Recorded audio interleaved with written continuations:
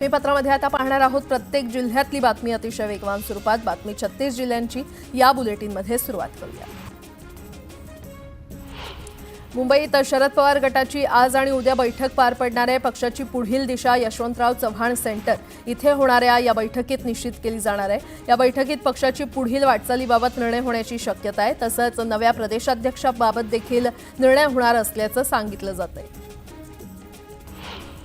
खेडमध्ये मनसेला खिंडार पडलेला आहे। रत्नागिरी जिल्ह्यातील वरिष्ठ पदावर असणाऱ्या मनसे पदाधिकाऱ्यांनी मनसेला रामराम ठोकत शिवसेनेमध्ये जाहीर पक्षप्रवेश केला। रामदास कदम आणि योगेश कदम यांच्या उपस्थितीमध्ये हा पक्षप्रवेश पार पडला। रासपच्या महादेव जानकरांनी भाजपसह काँग्रेसवर हल्लाबोल केलाय। काँग्रेस जर गद्दार असेल तर भाजप महागद्दार आहे असा हल्लाबोल जानकर यांनी केलाय। तर बच्चू कडू आणि मला भाजप आणि काँग्रेसनं खासदारकीला पाडलं असं म्हणत त्यांनी खंतही व्यक्त केली आहे। आगामी महापालिका निवडणुकीसाठी प्रारंभी स्वबळाची चाचपणी करणाऱ्या शिवसेनेनं सावध भूमिका घेऊन शहरातील 40 ते 50 जागांवर लक्ष केंद्रित केलंय। जास्तीत जास्त नगरसेवक निवडून आणण्याच्या दृष्टीनं शहर शिवसेनेनं नियोजन सुरू केलंय। सरपंच संतोष देशमुख यांचे भाऊ धनंजय देशमुख यांनी मुख्यमंत्री फडणवीसांची भेट घेतली। यावेळी सुरेश धस आणि नमिता मुंदडा उपस्थित होते। या प्रकरणात कुणालाही सोडणार नाही, कठोर कारवाई होईल असं आश्वासन मुख्यमंत्री फडणवीसांनी दिलंय। मुख्यमंत्री देवेंद्र फडणवीस यांनी अधिवेशनात जे सांगितलं होतं तेच आश्वासन त्यांनी दिलं। त्यामुळे आता महाराष्ट्रासमोर एक उदाहरण उभं राहील की गुन्हेगाराला माफी नाही असं म्हणत धनंजय देशमुख यांनी न्यायाची अपेक्षा केली आहे। विजय वाकोडे यांचा मुलगा आशिष वाकोडे यांनी मुख्यमंत्री देवेंद्र फडणवीसांची भेट घेतली। सोमनाथ सूर्यवंशी यांच्या हत्येविरोधात आंदोलन करत असताना विजय वाकोडे यांचा मृत्यू झाला होता। दरम्यान ज्या पोलीस अधिकाऱ्यामुळे सूर्यवंशी यांचा मृत्यू झाला त्याचं निलंबन करून कायमस्वरूपी नोकरीवरून काढून टाकावं अशी मागणी आशिष वाकोडे यांनी केली। हिंगोली शहर पोलीस ठाण्यात मनोज जरांगे यांच्या विरोधात गुन्हा दाखल करण्यात आलाय। धनंजय मुंडेंविरोधात अपशब्द वापरल्याचा आरोप करत हा गुन्हा नोंदवण्यात आलाय। एक मोठी बातमी, उपमुख्यमंत्री अजित पवार आज दिल्ली दौऱ्यावर जाणार आहेत। राष्ट्रवादी काँग्रेसच्या नेत्यांची ते दिल्लीमध्ये बैठक घेणार आहेत। या बैठकीत दिल्ली विधानसभा निवडणुकीसंदर्भात चर्चा होणार असल्याचं सांगण्यात येतंय। तर पक्षाच्या संघटनात्मक बाबींवर देखील या बैठकीत चर्चा होईल। दिल्ली दौऱ्यात अजित पवार हे भाजपच्या वरिष्ठ नेत्यांची देखील भेट घेण्याची शक्यता आहे।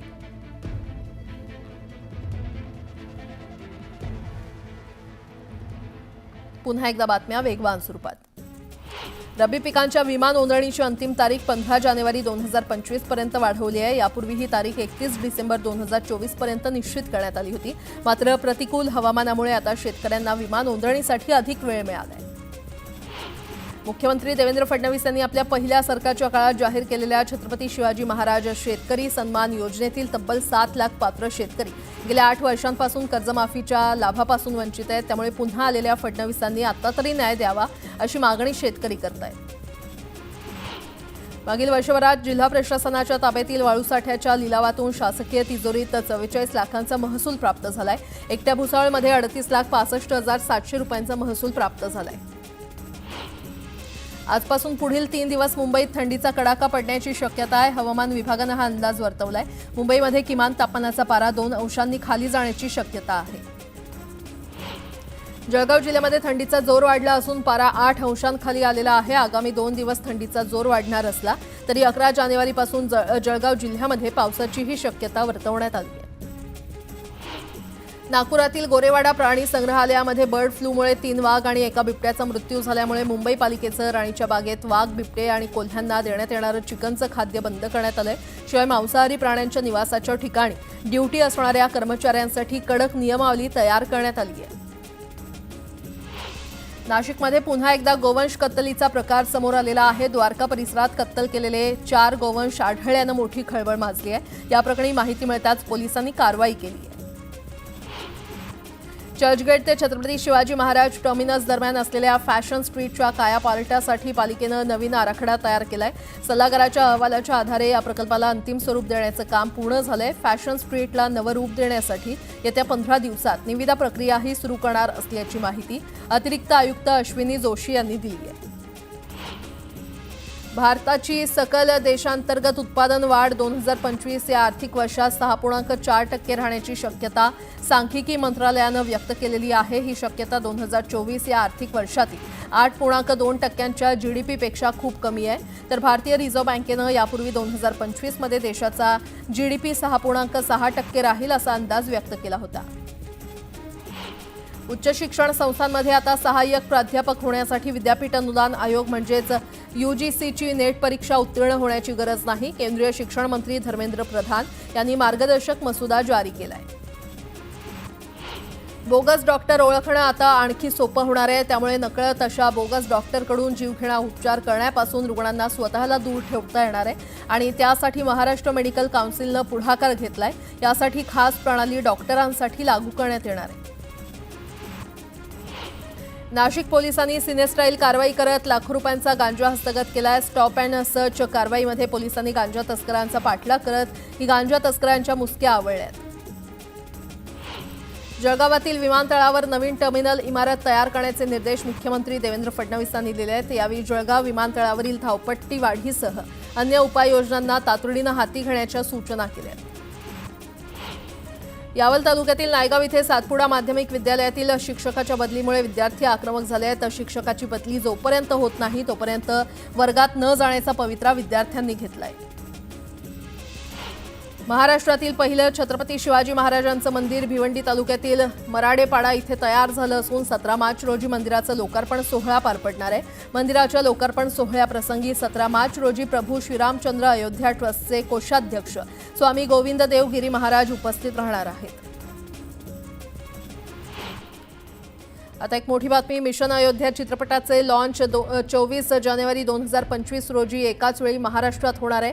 छत्रपती संभाजीनगरमध्ये ट्रेलर लॉन्चिंगचा कार्यक्रम पार पडला आणि यावेळी रामगिरी महाराज यांनी उपस्थिती लावली होती. या प्रसंगी रामगिरी महाराज यांनी मनोगत व्यक्त केलं. यावेळी त्यांनी वादग्रस्त वक्तव्य केलेलं आहे. जनगण मन याला राष्ट्रगीत मानणं योग्य नाही असं वक्तव्य रामगिरी महाराज यांनी केलं.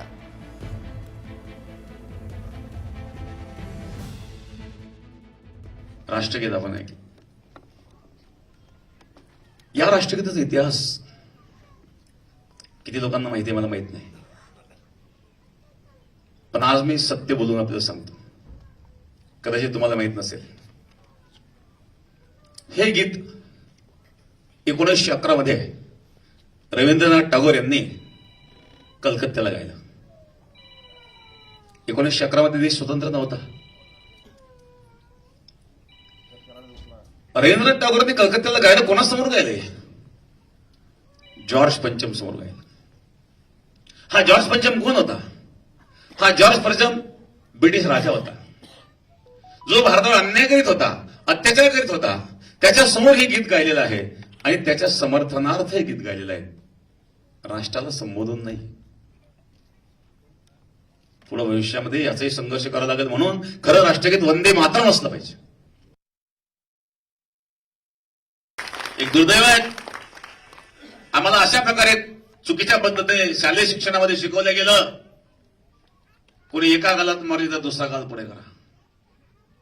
अरे कोणी एका गालात का मारावी आणि कोणी मारली तर आपण दुसरा गाल पुढे का करावा? त्याने एक मारे 2 ठेवून द्या. त्या 2 मारले 4, त्याने 4 मारले 10. तुला हिंमत नाही झाली पाहिजे. गेल्या अनेक वर्षांपासून रखडलेल्या फेरीवाला धोरणामुळे फेरीवाल्यांना अनेक समस्यांचा सामना करावा लागतोय आणि त्यामुळे फेरीवाला संघटना आक्रमक झाली असून आज मुंबई महानगरपालिकेच्या मुख्यालयावर धडक मोर्चा काढण्याचा इशारा देण्यात आलेला आहे. महाराष्ट्र हॉकर्स फेडरेशनच्या नेतृत्वाखाली हा मोर्चा काढण्यात येणार आहे.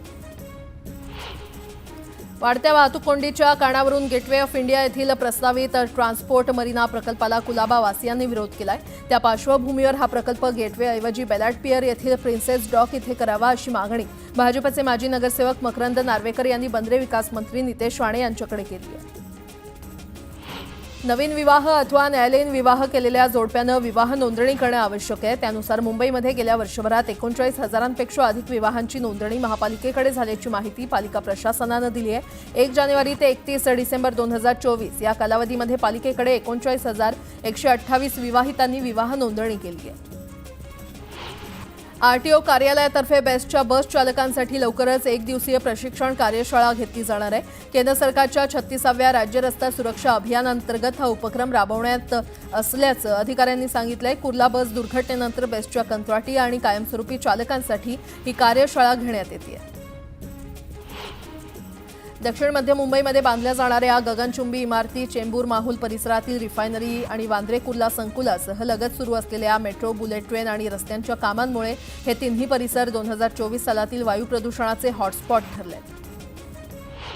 भारतात प्रथमच सर्व प्रकारच्या शाळांमधील शिक्षकांमध्ये महिला शिक्षकांची संख्या वाढून पुरुषांच्या तुलनेमध्ये 53.3% इतकी झालेली आहे. 2023-24 साठी UDISC प्लसच्या अहवालानुसार देशात शिक्षकांची ही आतापर्यंतची सर्वाधिक आकडेवारी आहे. वाढतं औद्योगिकरण आणि शहरीकरणामुळे महामुंबईसह राज्यात कच्च्या तेलाची मागणी वाढते. हिंदुस्थान पेट्रोलियम कॉर्पोरेशन कंपनीनं नवी मुंबई आणि समुद्रातील जवाहर आयलंडवर कच्चं तेल साठवण्यासाठी नवं टर्मिनल बांधण्याचा निर्णय घेतलाय. या प्रस्तावाला CRZनं मान्यता देऊन प्रस्ताव केंद्रीय वन पर्यावरण मंत्रालयाकडे पाठवलाय. 3 जमीन मालकांची जमीन ताब्यात घेऊन कायद्यामध्ये नमूद केलेल्या मुदतीमध्ये त्या संपादित केल्याची कोणतीही औपचारिक अधिसूचना न काढल्यानं उच्च न्यायालयानं महाराष्ट्र गृहनिर्माण आणि म्हाडा आणि सोलापूर महापालिकेला दंड ठोठावलाय. या प्रकरणी तिन्ही जमीन मालकांना प्रत्येकी 50,000 रुपये नुकसान भरपाई म्हणून देण्याचे आदेश न्यायालयानं दिले. प्लॅटफॉर्मवर लोकल गाडी येण्याचा अपेक्षित कालावधी कळण्यासाठी इंडिकेटरवर तशी व्यवस्था आहे. पश्चिम रेल्वेच्या लोकल गाड्यांच्या प्लॅटफॉर्म्सवर ही यंत्रणा सुरू आहे. मात्र मध्य रेल्वेवर ही यंत्रणा अद्यापही सुरू नाहीये. तर येत्या महिन्याभरात ही यंत्रणा सुरू करणार असल्याचं मध्य रेल्वेच्या अधिकाऱ्यांनी सांगितलंय. विरार अलिबाग मल्टीमॉडेल कॉरिडॉरचं भूसंपादन मोबदला वाटप महाराष्ट्र राज्य रस्ते विकास महामंडळाकडे निधी नसल्यानं बंद आहे. आतापर्यंत भूसंपादन मोबदल्यापोटी प्रकल्पग्रस्तांना 1600 कोटींचं वाटप केलंय. तर उर्वरित प्रकल्पग्रस्तांना मोबदला देण्यासाठी 7,000 कोटींची गरज आहे. निधी नसल्यानं वाटप गेले 6 महिन्यांपासून थांबलेलं आहे. ठाणे महापालिका क्षेत्रातील हवेची गुणवत्ता राखण्यासाठी महापालिकेतर्फे उपाययोजना केल्याचा परिणाम काही अंशी दिसून आला. मात्र 39 पैकी ज्या 31 बांधकाम व्यावसायिकांनी नियमांची अंमलबजावणी केल्याचे दावे केलेत त्यांची प्रत्यक्ष पाहणी करून झाडाझडती घेण्याचा निर्णय पालिकेनं घेतला. उर्वरित बांधकाम व्यावसायिकांना 15 दिवसांची मुदत दिल्याचं पालिकेनं स्पष्ट केलं. HMPV या साथीच्या आजाराचे काही रुग्ण भारतातही आढळल्यात. या पार्श्वभूमीवर सतर्क झालेल्या ठाणे महापालिका प्रशासनानं छत्रपती शिवाजी महाराज रुग्णालयामध्ये विशेष कक्ष तयार केलेला आहे.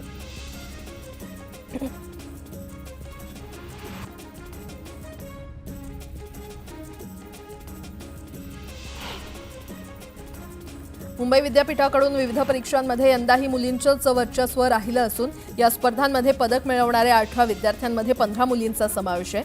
या 18 विद्यार्थ्यांना राज्यपाल CP राधाकृष्णन आणि भारत सरकारच्या विज्ञान आणि तंत्रज्ञान विभागाचे सचिव प्राध्यापक अभय करंदीकर यांच्या हस्ते पारितोषिक देऊन गौरवण्यात आलं. जिल्हा कोर्टाच्या न्यायाधीशांचं वेतन आणि पेन्शन यावरून सरकारच्या भूमिकेवर सुप्रीम कोर्टानं नाराजी व्यक्त केली आहे. राज्य सरकारकडून मोफत वाटप केल्या जाणाऱ्या रकमेचा उल्लेख करत जे कोणी काम करत नाही त्यांच्यासाठी तुमच्याकडे पैसे आहेत, पण जेव्हा न्यायाधीशांच्या वेतन आणि पेन्शनचा मुद्दा येतो तेव्हा आर्थिक समस्येचा हवाला दिला जातो असं कोर्टानं म्हटलंय. माजी IAS प्रशिक्षणार्थी पूजा खेडकरनं सुप्रीम कोर्टात याचिका दाखल केली आहे. दिल्ली हायकोर्टानं पूजा खेडकरचा अटकपूर्व जामिनासाठीचा अर्ज फेटाळला. त्यानंतर तिनं अटकपूर्व जामिनासाठी सुप्रीम कोर्टात याचिका केली. आता पूजाला कोर्ट दिलासा देतं का हे पाहणं महत्त्वाचं ठरणार आहे. भंडाऱ्यामध्ये मादी वाघाची शिकार करून तुकडे जंगलात फेकल्याची धक्कादायक घटना घडली आहे. या प्रकरणी 3 जणांना पोलिसांनी अटक केली आहे. राज्यातील समुद्रातील बेकायदेशीर आणि अनधिकृत मच्छीमार बोटींवर करडी नजर ठेवण्यासाठी आता ड्रोनची मदत घेतली जाणार आहे. अनधिकृत मच्छीमार बोटींवर नजर ठेवण्यासाठी असलेल्या गस्ती नौकाद्वारे अडचणी येत असल्यानं मत्स्य विभागाकडून हा निर्णय घेण्यात आलाय. बारामतीतील भवानीनगर येथील छत्रपती सहकारी साखर कारखाना ऊसाचा पहिला हप्ता जाहीर करण्यात आलाय. प्रति टन रुपये 2,800 इतका हप्ता जाहीर करण्यात आला असून ही रक्कम लवकरच ऊस उत्पादक शेतकऱ्यांच्या बँक खात्यामध्ये वर्ग करण्यात येईल. दिवंगत माजी राष्ट्रपती प्रणव मुखर्जी यांच्या स्मारकाबाबत केंद्र सरकारनं मोठा निर्णय घेतलाय. राजधानी दिल्लीतील राष्ट्रीय स्मारक संकुलात म्हणजेच राजघाट संकुलात आता प्रणव मुखर्जी यांचं स्मारक होणार आहे. प्रणव मुखर्जी यांची मुलगी शर्मिष्ठा मुखर्जी यांनी ट्विट करून ही माहिती दिली आहे. देशातील सर्वात मोठी सरकारी बँक एसबीआयला सुप्रीम कोर्टानं झटका दिलेला आहे. सुप्रीम कोर्टानं एका प्रकरणात एसबीआयला फटकारलं असून 94,000 रुपयांचा दंड ठोठावलाय. टोरेस कंपनी घोटाळ्याप्रकरणी शिवाजी पार्क पोलिसांनी 3 जणांना अटक केली आहे. आर्थिक फसवणूक केल्याप्रकरणी टोरेस ब्रँड चालवणाऱ्या प्लॅटिनम हन प्रायव्हेट लिमिटेड कंपनीचे संचालक सर्वेश सुर्वे यांच्यासह सीईओ आणि जनरल मॅनेजर अशा 5 जणांविरोधात गुन्हा दाखल केला आहे. राजधानी दिल्लीमध्ये सोन्याच्या दरात वाढ झालेली आहे. त्याचवेळी सलग 2 दिवसात चांदीच्या दरात 2,000 रुपयांची वाढ झाली आहे. त्यामुळे चांदीच्या दरानं 3 आठवड्यांचा उच्चांक गाठलाय. एमबीबीएससाठी ॲडमिशन करून देतो असं सांगत 9 विद्यार्थ्यांकडून 45 लाख उकळत त्यांची फसवणूक करण्यात आल्याचा प्रकार साकीनाक्यात घडलाय. याविरोधात फसवणूक झालेल्या एका विद्यार्थिनीच्या वडिलांनी दिलेल्या तक्रारीवरून साकीनाका पोलिसांनी 2 महिलांसह 4 गुन्हा दाखल केलाय. कराड रत्नागिरी महामार्गावरील पुलाच्या पाईपमध्ये शिराळा तालुक्यातील आडुगेडवाडी येथील बेपत्ता तरुणाचा मृतदेह आढळून आलाय. सातारा सांगली जिल्हा हद्दीवरील लोहारवाडी इथे हा मृतदेह आढळून आला. त्यामुळे परिसरात एकच खळबळ माजली आहे. आणि आता एक मोठी बातमी. मुख्यमंत्री देवेंद्र फडणवीस यांनी राज्यातील सर्व जिल्हाधिकारी, महापालिका आयुक्त आणि विभागीय आयुक्त, पोलीस आयुक्त आणि पोलीस अधीक्षक यांच्याशी मुख्यमंत्री देवेंद्र फडणवीस हे व्हीसीद्वारे त्यांनी संवाद साधलेला आहे. यावेळी अधिकाऱ्यांना टार्गेट दिलेलं आहे. मुख्यमंत्री फडणवीस यांनी 100 दिवसात प्राधान्यानं करायची कामं सांगितली आहेत. तर ही कामं विभागासोबत आता स्थानिक कार्यालयांना सुद्धा करावी लागणार आहेत. स्थानिक कार्यालयांना 100 दिवसांचं टार्गेट दिलं गेलं आहे. मुख्यमंत्री फडणवीस यांनी सांगितलंय की आपल्या विभागाच्या वेबसाईट सुसज्ज करा. माहिती अधिकारात मागितली जाते ती सर्व माहिती त्यावर आधीच टाका. कार्यालयांची सफाई करा. अनावश्यक कागदांचे ढीग रिकामे करा.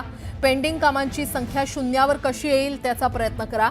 वाहनांचे भंगार साफ करा. कार्यालय स्वच्छ ठेवा. पिण्याचं पाणी आणि सार्वजनिक प्रसाधन गृह स्वच्छ राहतील हे सुनिश्चित करा. अधिकाऱ्यांच्या सरप्राईज भेटी होतील त्यावेळी ते स्वच्छ दिसलं पाहिजे असं आदेश फडणवीसांनी दिलेत.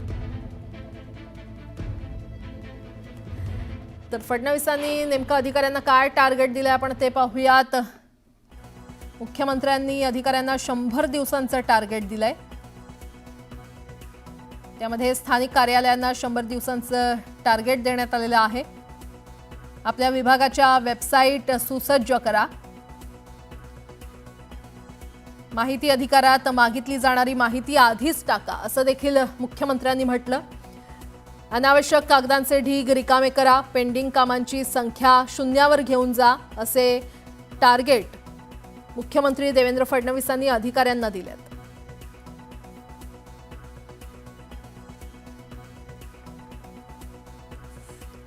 तर आपण पाहतोय तर मुख्यमंत्री देवेंद्र फडणवीस यांनी अधिकाऱ्यांना 100 दिवसांचं टार्गेट दिलेलं आहे. त्यामध्ये आपल्या विभागाच्या वेबसाईट सुसज्ज करण्याचे आदेश त्यांनी दिलेले आहेत. तसंच माहिती अधिकारात जी माहिती मागितली जाते ती माहिती आधीच टाका असं देखील मुख्यमंत्र्यांनी म्हटलंय. पुन्हा एकदा बातम्या वेगवान स्वरूपात. शेळगाव बॅरेजवरून यावल शहराला पाणीपुरवठा करण्यात यावा अशी मागणी माजी नगराध्यक्ष अतुल पाटील यांनी केलेली आहे. अतुल पाटील यांनी मुख्याधिकाऱ्यांना तसं निवेदन दिलंय. जळगावच्या चाळीसगाव तालुक्यातील रांजणगाव शिवारात 2 बिबट्यांना जेरबंद करूनही 3ऱ्या बिबट्यानं हल्ला केल्यानं शेतकऱ्यांमध्ये पुन्हा भीतीचं वातावरण आहे. यावेळी पुन्हा वनविभागानं बिबट्याला पकडण्यासाठी पिंजरा लावावा अशी मागणी शेतकरी करतायत. विधानसभा निवडणुकांमुळे वर्षभरात मद्यविक्रीमध्ये जोरदार वाढ झाली आहे. 8 महिन्यात कोकण विभागात मद्यविक्रीतून 2,301 कोटी रुपयांचा महसूल प्राप्त झालाय. फेसबुक आणि इंस्टाग्राम या सोशल नेटवर्किंग साईट्समध्ये लवकरच मोठा बदल होणार आहे. कंपनी आपला third party fact checking program बंद करते. आता त्याच्या जागी कम्युनिटी नोट्स नावाचा नवीन प्रोग्राम सुरू होणार आहे. कल्याणमध्ये वाहन चालकांना शिस्त लागावी यासाठी वाहतुकीचे नियम बनवले आहेत. तसंच नियमांचं उल्लंघन करणाऱ्यांवर दंडात्मक कारवाई केली जाते. पण दंडाची रक्कम वाढूनही कोणताही धाक वाहन चालकांना राहिला नाहीये. अशा वाहन चालकांचा परवाना रद्द होऊ शकतो आणि दंडाची रक्कम वाढतच गेल्यास पोलीस वाहन जप्तही करू शकतात. मुंबई पश्चिम रेल्वेनं विना तिकीट प्रवास करणाऱ्यांवर आवर घालण्यासाठी कडक पावलं उचललेली आहेत. प्रवास श्रेणीनुसार त्यांच्यावर दंड आकारण्याचा प्रस्ताव तयार करण्यात आला असून तो मंजुरीसाठी रेल्वे बोर्डाकडे पाठवला जाणार आहे. पश्चिमेकडून येणारे थंड वारे अरबी समुद्रावरून उत्तर कोकणात प्रवेश करणार आहेत आणि त्यामुळे आठवडा अखेरीस शनिवार आणि रविवारी उत्तर कोकणात हलका पाऊस पडण्याची शक्यता हवामान खात्यानं वर्तवली आहे. पदवी आणि पदव्युत्तर पदवी अभ्यासक्रमांच्या प्रवेशासाठी घेतल्या जाणाऱ्या सीईटी परीक्षेचं संभाव्य वेळापत्रक जाहीर करण्यात आलंय. पूर्वी जाहीर केलेल्या संभाव्य वेळापत्रकापेक्षा काही परीक्षांच्या तारखा बदलण्यात आल्या. महापालिका, ग्रामपंचायत किंवा नगरपरिषद हद्दीमध्ये नसलेल्या गावांच्या समस्या निवारण करण्यासंदर्भात एक समिती गठीत करण्यात आलेली आहे. महसूल विभागाचे अप्पर मुख्य सचिव यांच्या अध्यक्षतेखाली ही समिती काम करणार असून त्यामध्ये 7 सदस्यांचा समावेश आहे. ठाणे शहरातून फिरताना सार्वजनिक स्वच्छतागृहात अस्वच्छता दिसली तर दरवाजाबाहेरील QR कोड स्कॅन करून तेथील भीषण दुरवस्थेचे केवळ फोटो महापालिकेनं विकसित केलेल्या ॲपवर अपलोड करू शकतो. तर स्वच्छतागृहाची देखभाल करण्याची जबाबदारी असलेल्या ठेकेदाराला त्याचा जाबही विचारता येणार आहे. कोविडनंतर विविध कारणांमुळे रखडलेल्या पाम बीच मार्गावरील नेरूळ येथील गोल्फ कोर्सला आता CRZ प्राधिकरणानं 2029 पर्यंतची मुदतवाढ दिली आहे. त्यामुळे सिडकोसह विकास मेस्त्री कन्स्ट्रक्शनला दिलासा मिळालाय. सोलापूरहून पुणे, मुंबई तसंच चेन्नई, हैदराबाद दरम्यान रेल्वे गाड्या आता सुसाट धावू लागल्या आहेत. या मार्गावर सोमवारपासून प्रवासी गाड्या ताशी कमाल 130 किलोमीटर वेगानं धावण्यास सुरुवात झाली आहे. त्यामुळे सोलापूरहून प्रवास करणाऱ्या प्रवाशांना पुण्यात अवघ्या 3.25 तासात पोहोचणं शक्य होतंय. मुंबई पोलीस भरतीमध्ये 2 पदांसाठीची लेखी परीक्षा एकाच दिवशी होत असून उमेदवारांना दूरची केंद्र आलेली आहेत. शारीरिक चाचणीमध्ये उत्तीर्ण झालेल्या उमेदवारांची लेखी परीक्षा 11 आणि 12 जानेवारी रोजी होणार आहे. पनवेलच्या पुरवठा विभागाच्या कारभारामुळे अनेक लाभार्थी रेशनपासून वंचित राहिले आहेत. रेशन कार्ड काढण्यासाठी 4 महिने खरं तर हेलपाटे घाला आणि त्यानंतर नाव बदलण्यासाठी 6 हेलपाटे मारा तरीही रेशन कार्ड मिळत नसल्यानं नागरिकांनी संताप व्यक्त केलाय. केंद्र सरकारनं निश्चित केलेल्या किमान आधारभूत किमतीपेक्षा म्हणजेच हमीभावापेक्षा कमी दरानं शेतमालाची खरेदी करणाऱ्या व्यापाऱ्यांवर कारवाई करावी अशी मागणी होते. या संदर्भातील अहवाल कृषी आयुक्तांनी मागवलाय. लोकलला मुंबई ते पुणे आणि मुंबई ते नाशिक प्रवास करण्याच्या दृष्टीनं 10 जानेवारी 2019 मध्ये मध्य रेल्वेच्या चेन्नई इंट्रिगल कोच फॅक्टरीमधून मध्य रेल्वेच्या ताफ्यात एक लोकल येणार होती. त्या माध्यमातून ती चाचणी केली जाणार होती. ती झाली का, त्या चाचणीचे फलित काय याबाबतचा अहवाल गुलदस्त्यात आहे. रुग्णालयातच आता नवजात बालकांचे आधार कार्ड काढलं जाणार आहे. या नवजात बालकांना आधार बेस जन्म दाखला दिला जाणार आहे. कोल्हापुरात त्याची सुरुवात येत्या 7 ते 8 दिवसात होणार आहे. तशा सूचना जिल्हाधिकारी अमोल येडगे यांनी यंत्रणेला दिल्यात. कोल्हापूरच्या कसबा बावड्यात चोरट्यांचा वावर वाढलाय. लाईन बाजार, अष्टेकर कॉलनी या परिसरात फिरणारे चोरटे CCTV कॅमेऱ्यात कैद झालेत. कुत्र्यांच्या भुंकण्यानं परिसरातील नागरिक जागे झाल्यानं चोरट्यांनी पोबारा केल्याचं CCTVमध्ये पाहायला मिळालं. अरुण गवळीला 28 दिवसांची संचित रजा मंजूर करण्यात आली आहे. नागपूर खंडपीठानं संचित रजा याचिकेवर मंजुरी दिलेली आहे.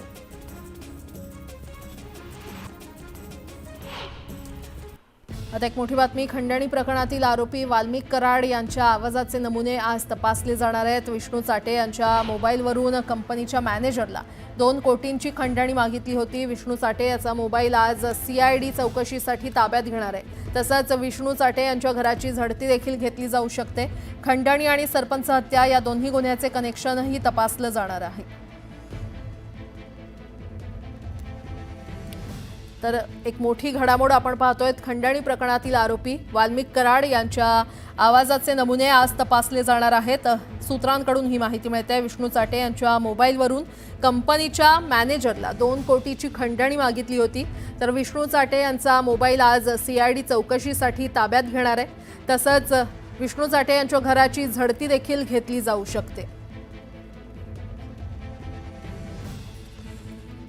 खंडणी आणि सरपंच हत्या या दोन्ही गुन्ह्याचं कनेक्शन देखील आज तपासलं जाणार आहे. आणि या संदर्भात अधिक माहिती देत आहेत आमचे प्रतिनिधी सुरेश जाधव आपल्यासोबत जोडले गेलेले आहेत. सुरेश, खंडणी प्रकरणातील जो आरोपी आहे वाल्मिक कराड आणि विष्णू चाटे या दोघांचं मोबाईलवरून जे संभाषण झालं होतं या संदर्भात आज सीआयडी महत्त्वाचा तपास करणार आहे आणि यामध्ये वाल्मिक कराड यांच्या आवाजाचं सॅम्पल देखील घेतलं जाणार आहे।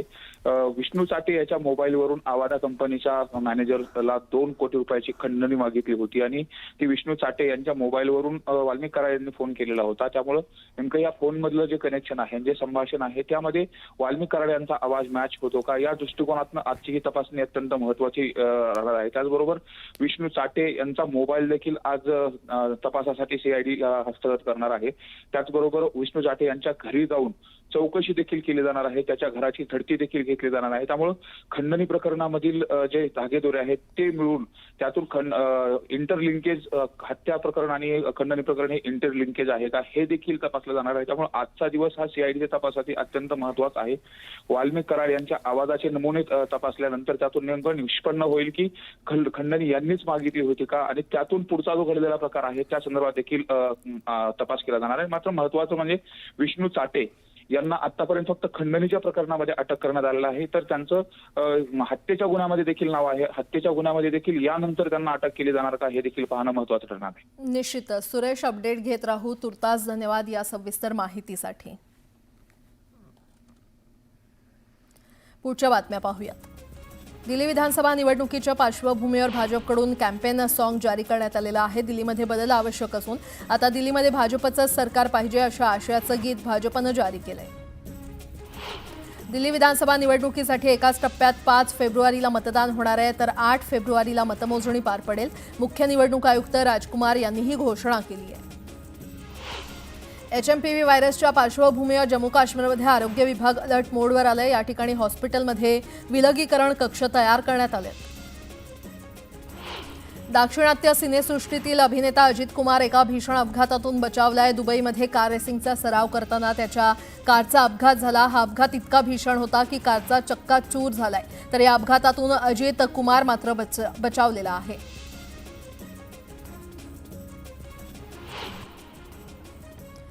प्रत्येक जिल्ह्यातली बातमी वेगवान स्वरूपात पाहिल्यानंतर यापुढे काही गावाकडच्या बातम्या आपण पाहणार आहोत। मात्र त्याआधी महत्त्वाची आठवण, या सगळ्या बातम्या तुम्ही तुमच्या मोबाईल फोनवर पाहू शकता। त्यासाठी तुम्हाला काय करायचं आहे, तुम्हाला आमच्या सोशल मीडिया प्लॅटफॉर्मला भेट देणं गरजेचं आहे। आम्हाला फेसबुक, यूट्यूब, ट्विटर आणि इंस्टाग्रामवर फॉलो करा। तिथे वेळोवेळी प्रत्येक बातम्यांचे अपडेट हे तुमच्यापर्यंत पोहोचत राहतील। आणि आता बातमीपत्रामध्ये एक नजर टाकूयात महत्त्वाच्या बातम्यांवर।